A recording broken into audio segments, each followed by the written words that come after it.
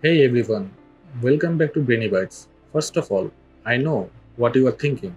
Why did it take almost a whole month for me to upload another video? Did I stop sculpting characters? Did something happen?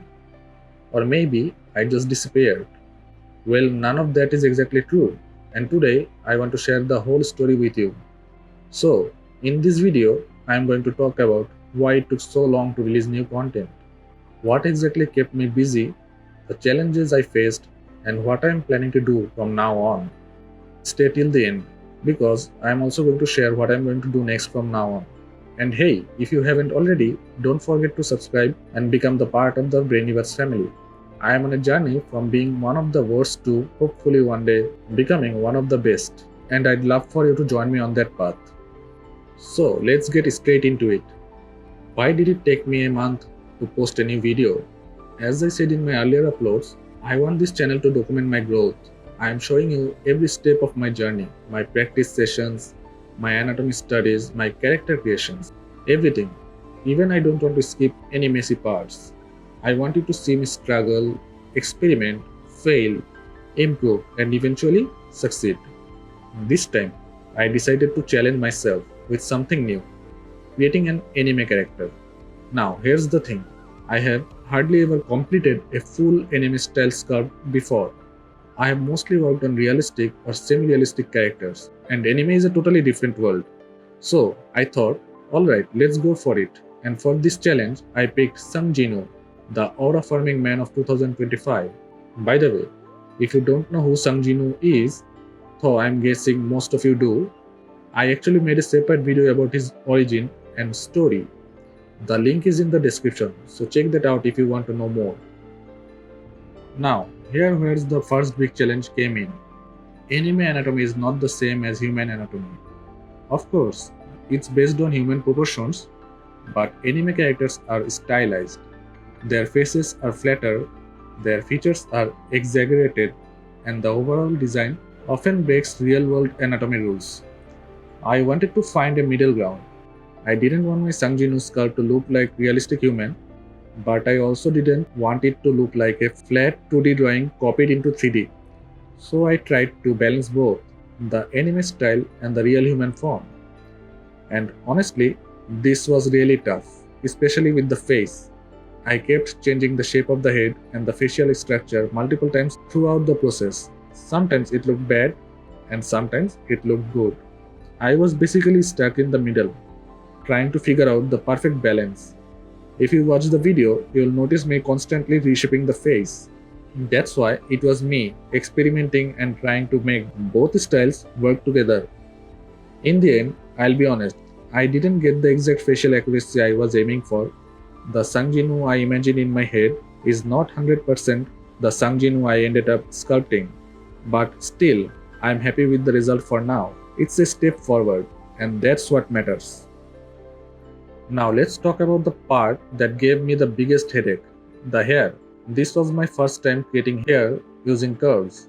And let me tell you, it looks simple when you watch tutorials, but in practice, it's not that easy.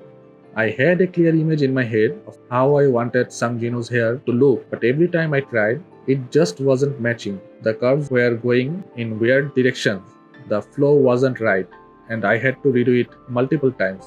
It was frustrating, but I didn't want to give up. After many attempts, I finally got something that I felt good about. It's still not perfect, but it's close enough to what I wanted. And honestly, for my first real attempt at curved base hair, I'm proud of how it turned out. Next, I moved on to clothing. For this project, I wanted to create 3 different outfits for Jin-Woo. The base shape of the clothes were not too hard to block out, but the real challenge was the folds. Cloth folds can be very tricky. You can't just throw random lines or wrinkles and call it a day. They have to follow the body's motion, weight, and fabric type. At first, I struggled a lot. I spent many hours just practicing folds on simple meshes before actually applying them to the character. I didn't want the clothes to look stiff or fake. Finally, after a lot of trial and error, I managed to sculpt the folds in a way I was happy with. It took time, honestly, way more than I expected, but I learned a lot from it. And yes, in the later part of this video, You'll see all 3 outfits I created for him. After that came texture painting, and this step also took a lot of time. Since I created multiple outfits, I had to texture paint each one separately. On top of that, I wanted to give the cloth an anime style look, which meant I couldn't just rely on simple materials. I manually painted some stroke lines and added little details to give the fabrics that anime vibe. The first few iterations didn't look good at all, so I kept redoing them.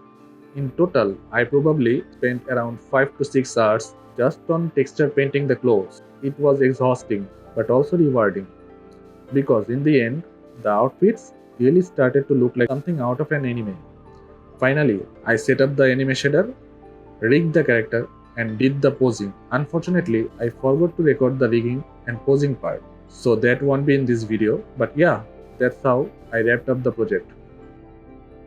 Oh, and before I forget, I also faced some PC issues during this project that alone wasted 4 to 5 days of my time. So yeah, that didn't help at all. So that's the story. That's why it took me almost a month to publish this video.